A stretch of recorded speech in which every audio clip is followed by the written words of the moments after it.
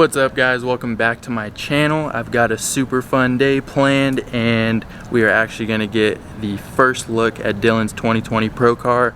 I'm walking into the shop right now. I'm going to go say what's up to Dylan. What's up, Dylan? What up, dog? How are you? Good, how are you? Long time no see, man. What's going on? Not much, man. Just wanted to come by, check out your new race car. Yes, sir. And, welcome to the Blackout shop. Yeah, see the new shop and everything too. Yep, moved from all the way across the street, like right over there. Yeah. But yeah, man. There she is in all her glory. Check it out. She is beautiful, man. What about all the other cars? We got Chris's car over here. Yeah, so this is Chris's current Formula D competition car. So twin turbo VR38. And this thing does like 950 to the wheels, and he absolutely shreds this thing in FD. So I got a full refresh on the off season this year. So took it down, got the whole chassis sandblasted, repainted with steel coatings, and then this is it. About to head to the dyno tomorrow. Hell yeah, dude, this thing is sick. Super gnarly. Check out the interior on it. Simple, but a lot going on. I like it. Yeah, dude, he has been mobbing this thing for, I think this is one of the oldest cars in FD right now. And, is it really? Yeah, this thing still gets it. Like, watching some of his onboard footage from Irwindale, like just listening to this thing scream, it is, that VR mode is pretty nasty. I'm down with it. Two little Garrett turbos up front there. But, is he going to have the wastegates out of the hood again? Oh, of course, of course. I think we got to remake the tubes or something. I don't know why we haven't put them back on yet. But is he going to make you do it? For some reason. I'll probably do it, yeah. Probably. What's over here? So top right car is Chris's M. This is a VK56 powered Infinity M. So that's his 4-seater drift car, the demo car that goes to all the grid life rounds. Yeah, that thing is super cool. That thing Seen is a ton wicked of videos fun. of that Oh thing yeah, ripping. Always people hanging out the windows of the back of that thing. Yeah. It's pretty rad. Ferrari powered GT86. This is the GT4586. This thing's always super cool to see. I love this car. Yep, that thing's been around the block. Chris's twin turbo demo car. So this is a stock VQ motor with a twin turbo kit on it. It's rolling like 550. Stock yeah. VQ? Stock VQ. It makes like 600 to the wheels.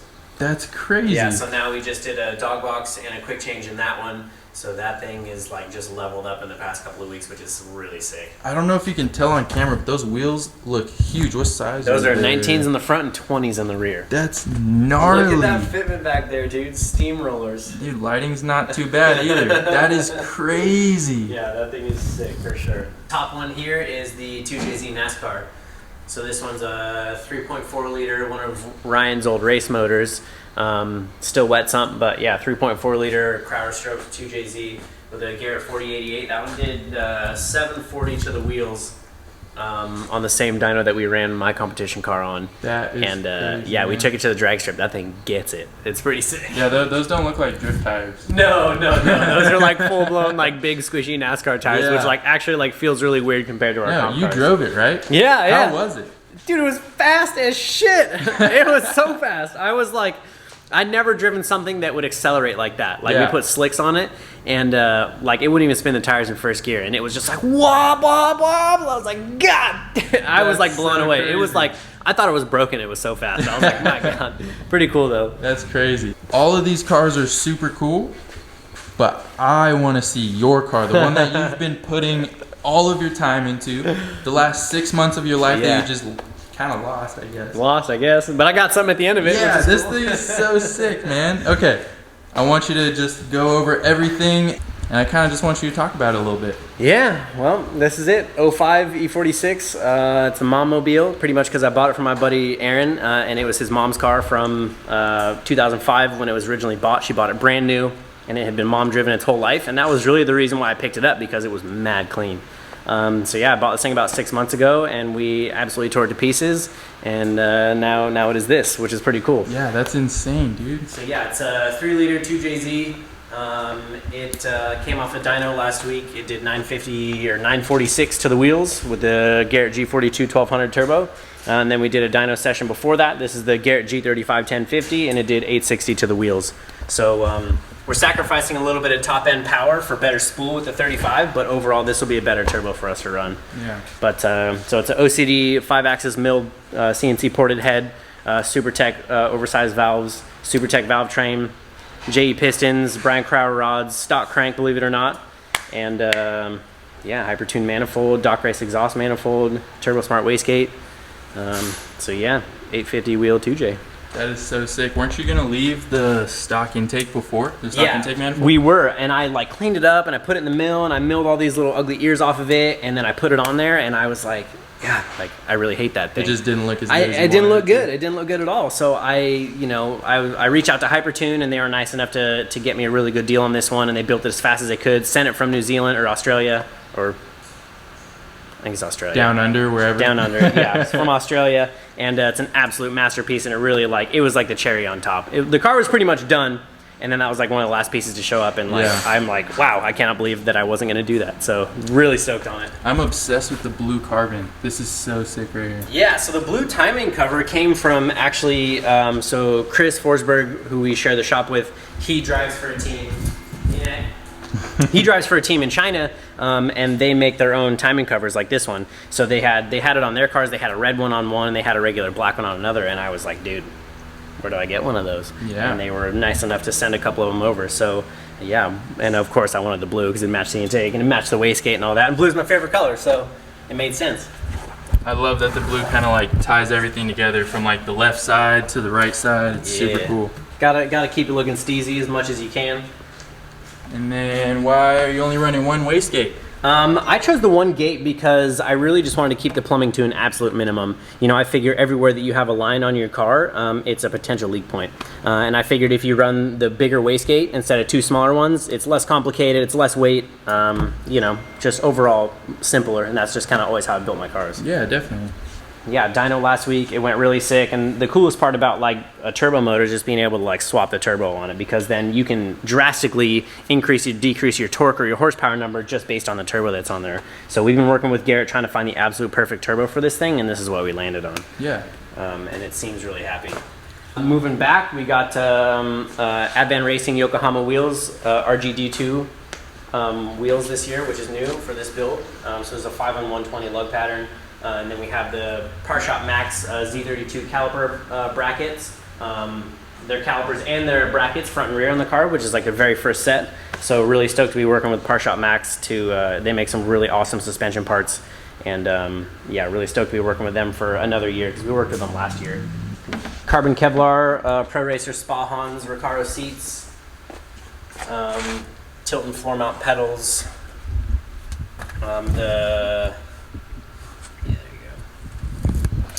the transmission is an Andrews box. It's a 4-speed NASCAR box. It's an A431 4-speed, for those of you who know what that is. We got the Chris Forsberg steering wheel. We got the Chris Forsberg handbrake, of course, just like you got in your car. Yeah, same handbrake I got in my car. Yeah. I love that thing. Oh yeah, definitely one of my favorites.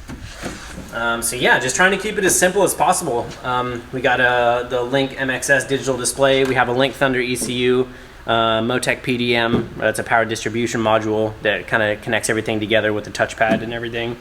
And yeah, so we got a little bit of nitrous on it too, which we haven't tuned in yet. So we got to go either back to the dyno one more time or just tune it at the track. But basically, we're just going to use that to help spool the turbo. It'll basically just make the torque turn on faster. It's just like you're not going to make more power. I could if we decided to run it all the way out the top. If we're running like a really big track, it might need more than 850 wheel.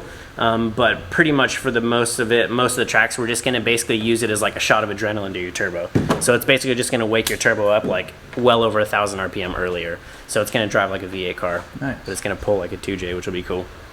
So yeah, radium fuel cell. Really stoked to have those guys jump on board this year. So we have twin Walbro pumps in there, actually 3 Walbro pumps in there. 2 are the high pressure, they go to the rail, and then there's 1 low pressure high volume lift pump that goes into the FCST, the swirl pot inside the tank. So yeah, and this thing's on E45, so it's got quite a bit of fuel running through it. We got ID 1700 injectors in it, so it chugs fuel for sure. But that's, you know, the name of the game. We'll keep throwing VP fuel at it.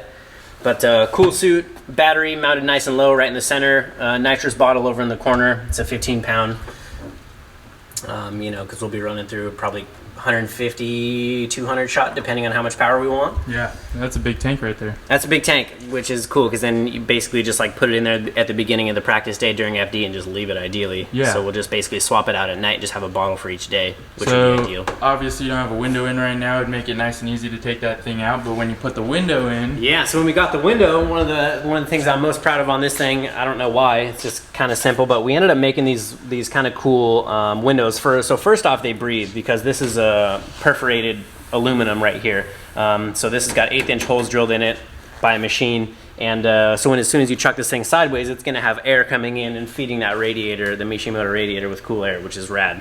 And then once you have to get the nitrous bottle out, you press a couple of these buttons, and then you kind of like wedge this thing out of here. those are the same things I got on my bumpers. Yeah, right? So like just like some $25 Summit Racing sweet little billet parts. Yeah. And then you got your whole window out, and then you just set this on the roof, and then you can undo the nitrous bottle and get the nitrous bottle out when the back window's in. That is so cool. Is there like a quick release latch, or do you have to like unbolt something? It's basically like you can just grab this one nut right here and then the whole thing comes out. But you need a tool to take the line off anyway. So if you have like an adjustable, you can grab that one and then you can grab that one as well, and it'll just fall right out. Wow.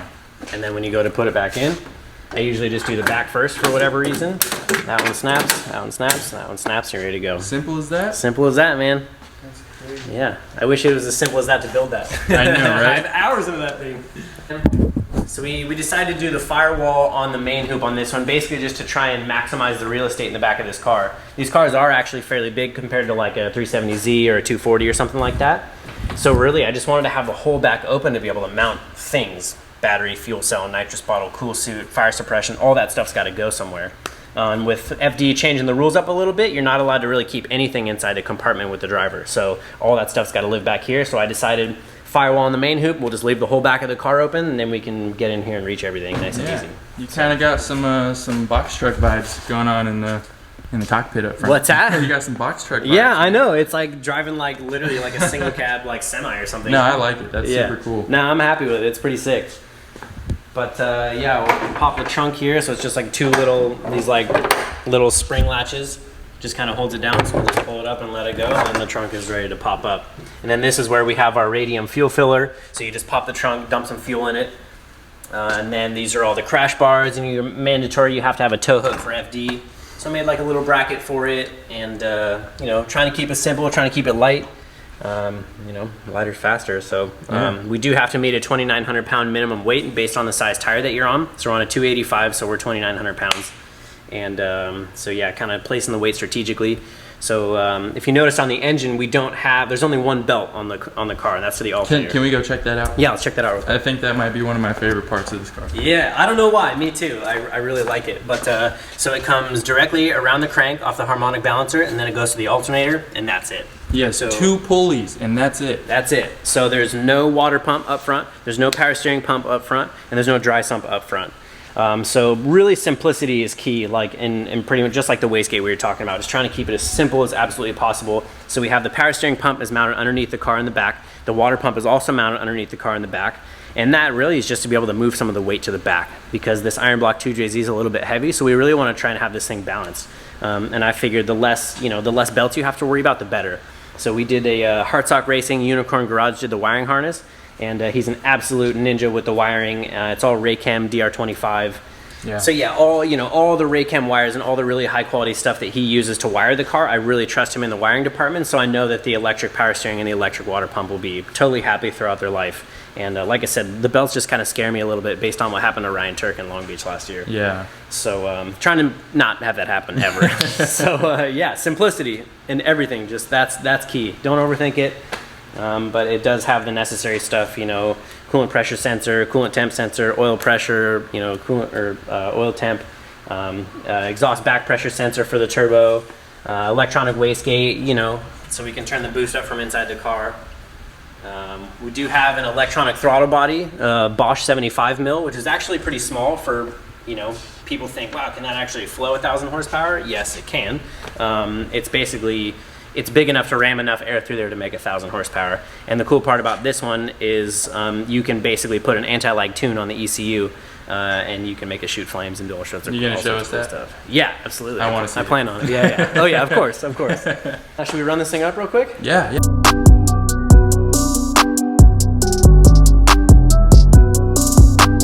Front to back, so Parshot Max sway bars, Parshot Max steering angle kit. So it actually utilizes the factory knuckle, but then they have these billet adapters that come on here. And it changes the kingpin angle, it changes your caster, it changes your Ackerman, everything's adjustable, and it's really rad. This is the same kit we ran on the car last year, and it was absolutely gangster. You could throw it backwards, do whatever you want basically with it, and I love the way the steering felt. So it was an absolute no-brainer to put the Parshot Max back on this year. And then they're making their new Z32 calipers, and they're making their adapters. So this is their billet adapter, so you can run a Nissan caliper on this BMW. But the cool part about it is they make their own calipers. So if we need more, we can get more, and they're, you know, you don't have to go to like, you know, one of the junkyards and find some old crusty brake calipers. You buy them brand new from Parshot Max. So that's really rad. So is this new for this year, or did you have the same setup on your car last year? Yeah, this is new for this year, brand new. So they printed out the very first set of adapters for this car. So this is the first set. So what were you running on the car last year? We had a full Willwood setup last year. Oh, okay. This, from how much I've driven it so far, is like the exact same thing and probably a lot less cost, which is cool. So yeah, anybody looking to get into some BMW stuff, I know that they're going to be offering them soon. As soon as they get these ones, they really use me kind of as a guinea pig. They're like, hey, these should fit. Make sure they fit. Yep, they fit perfect. Okay, now we can offer them on the website, which is really cool. So yeah, like little tubular braces, trying to keep this compression arm as strong as we can, just tying everything together. This car should create a massive amount of grip, and you know, FD conditions are pretty insane. So we just want to tie everything together as best we can, make sure everything's as strong as we can. You know, little fun stuff like your quick disconnect for your clutch. So this inside of here to push the clutch in, it has a hydraulic release bearing. And so if you ever have to pull the clutch off or pull the transmission out or pull the bell housing off, you need to get that thing off of there, right? So when you do that, you would have to re-bleed your clutch. So if you're in a hurry, that's not a good thing to do. So what we did is we found this little connector here. So basically I can just push it together, unlock it, and now that hydraulic release bearing is still bled. So this holds pressure exactly perfect, and now I can plug it back in. Don't have to bleed the clutch, it's just ready to go. That is so cool. So I can just take that release bearing out, swap it out with another one, and plug it back in, like easy as that. Yeah. So yeah, just trying to make sure this thing's as easy as possible to work on, because when you go to the track, you're kind of basically just like laying on the ground. So you really got to be careful with everything and make sure everything's easy as you can at least. Andrew's box we were talking about, 3.5-inch stainless downpipe, and then I changed it to a Tycon Industries titanium exhaust. So it's titanium 3.5 from here all the way out the back. And I really just wanted to keep it light, and especially the sound. It's a super thin wall. Titanium gives it like a really nuts sound, and that was really one of the things that was important to me. If it's got to look good and it's got to sound good, especially. That means a lot to me. So my first full titanium exhaust, welded amazing. Really enjoyed making it. Decided to go with a 3.5 instead of a 4, just to kind of give it that top end raspy crisp noise. Probably could have a 4-inch exhaust, but you know, next time, whatever. And yeah, man, just taking our time, making everything nice and clean. Yeah. This is the power steering pump we were talking about. Yeah, so power steering pump is on the driver's side. So this one goes up to the reservoir. This one right here is the high pressure line that runs out of the back, goes up to the rack. And then this is the fuel return, and then this one up here is the fuel feed. And then we bundled them together all nice and clean. Just kind of ran them up to the front of the car. So these are all kind of bundled together all nice and sweet. These two go to the rack, and these two go to the fuel rail. All tucked away? All tucked away, nice and hidden. And then you got the exhaust hard mounted. Exhaust hard mounted. We do have a flex pipe on the downpipe, so it will kind of take a bunch of that vibration and a bunch of that load off of the downpipe, or off the turbo manifold, I should say, which is good, because we don't want that turbo manifold to crack. Yeah. I don't think it will, but just anything I can do to help keep things from breaking, I will do. So that's why we put the bellow on the downpipe. But yeah, hard mounted exhaust, just kind of getting a little creative with it, the best way I could think to make it strong and make it light. And that's kind of what I came up with. So kind of stoked on it. That's the only exhaust mount on it, and this thing is like rock solid. I love that. That's super cool. So there's nothing else holding the entire exhaust on? Yeah. Yeah, that's super cool. And it's, you know, it's solid. It don't go anywhere. It seems pretty happy. And then this one on this side, this is all of our water lines. So this is a Mazir Enterprises water pump. So this one is 55 gallon a minute. It's electric, so we basically just mount it under here. You run a plug to it, and then so we got this is pulling out of the bottom of the radiator, comes in, pumps it up, pushes it out up to the motor, and it comes from the motor and then back up into the top of the radiator. So it's just The coolest part about this to me is that you can turn your electric fans on and you can turn the water pump on and it will cycle cool water through the engine back to the radiator when the engine's not even on. So you can, if it gets really hot, you turn the car off and then it will continually cool itself down without it running, which is pretty cool. Drive shaft shop, carbon fiber drive shaft, 4-inch around. Drive shaft shop makes incredible stuff. The CV axles as well are drive shaft shop, good for well over 1,000 horsepower. And those have given us we ran this same stuff last year and it didn't give us any shit at all. Like it was just absolutely bulletproof, strong, didn't even touch the axles all year, which is ideal. So really strong stuff. Yeah, so the RTS 10-inch quick change, so it's just got a spool in it. So it's just both tires locked together. And then we took it to the dyno. I did some burnouts outside the dyno, and then it twisted the diff in the subframe. So I took the subframe out last week, gave it a couple more reinforcements, gave it a couple more tubes, some thicker plates, kind of went over it as version 2, and did a bunch of burnouts with it the other day, and it seems to be really happy. It's not, you know, the diff was literally sitting in there crooked. It buckled these plates that hold it in, which is like something I have never done before. And I mounted the diff the exact same ways we ran the car last year, and it didn't have any issues all year. But the car only made like 630 to the wheels. This one's like 850, 950 type. So right. So what exactly did you change? How'd you have it before, and what'd you do to make it stronger? So basically, this tube was the same on the last version, and then it's got these 2 bolts that bolt in the side of the diff right here. So I added one more tube up top to kind of triangulate it, and then I did this tube here off of the subframe pickup point. And then just trying to get creative with, you know, the diff's got to come out without pulling the subframe. So basically you'll just undo these 2 bolts over here, and then those little ears can come off, and then you loosen these 2 guys down here, and then the whole diff can like kind of swing its way out. Yeah, so you don't have to loosen the subframe at all? Yeah, don't have to loosen the subframe bolts. These guys just stay locked down. You just undo this bolt here. Nice. Blade style sway bar. This was really important for me. This really, really helps for those bank tracks. It makes it a little bit easier to run the wall, run the high line. So yeah, it's just an 1.5 inch sway bar, you know, big long 16-inch arms with like these shock clamps over here that we had the neighbor make. Our neighbor has a CNC machine, so he whipped those up for us. Yeah, just kind of a creative way to clamp the sway bar onto the chassis. Yeah, that's super cool. So it just clamps on to the bottom of the shock there. Yep.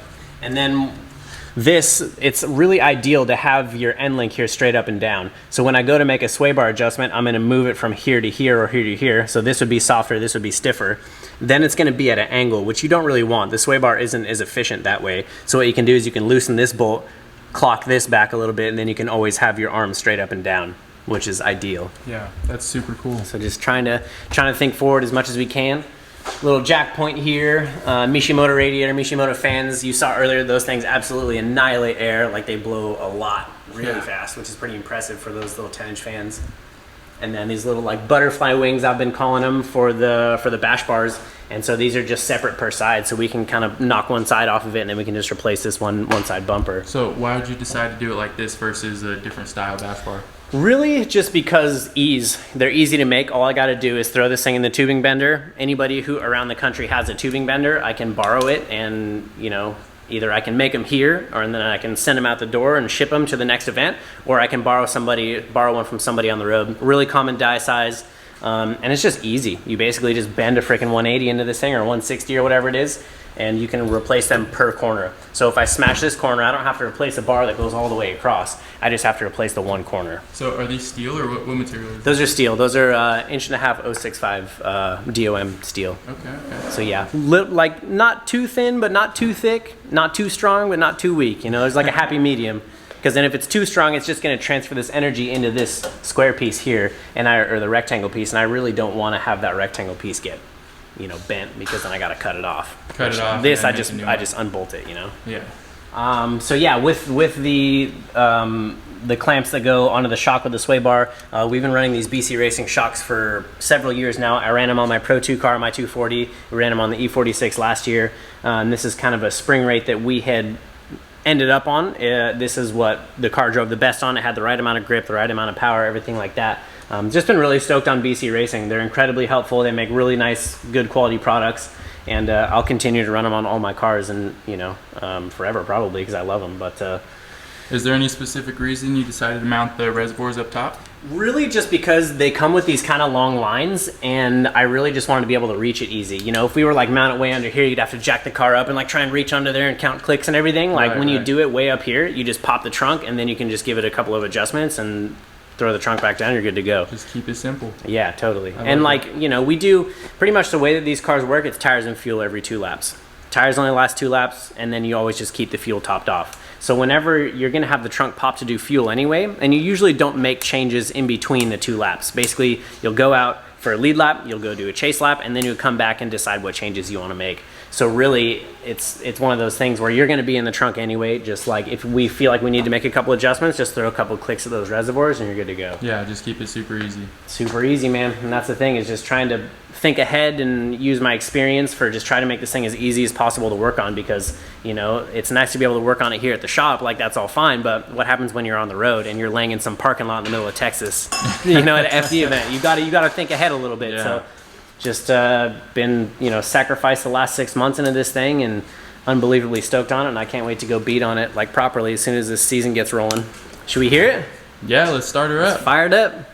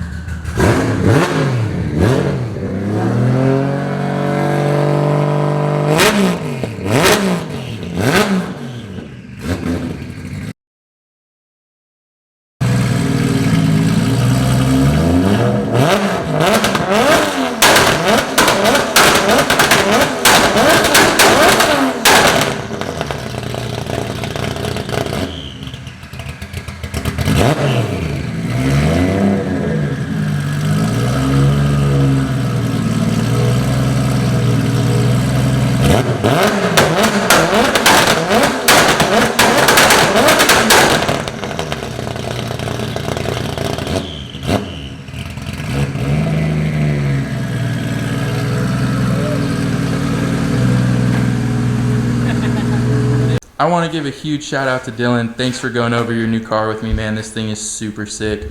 I cannot wait to see you shred this thing this year. If you guys don't already follow him, I'll have his Instagram right here at the bottom of the screen. Make sure to go give this guy a follow. He's a super cool dude. I just got back to my house and I kind of forgot to film like a full outro while I was at the shop, but I really just wanted to say thank you again to Dylan for showing me his car, and he has put so much time into that thing, so much attention to detail, so many little cool ideas. I mean, you guys saw all the little cool parts that are on the car.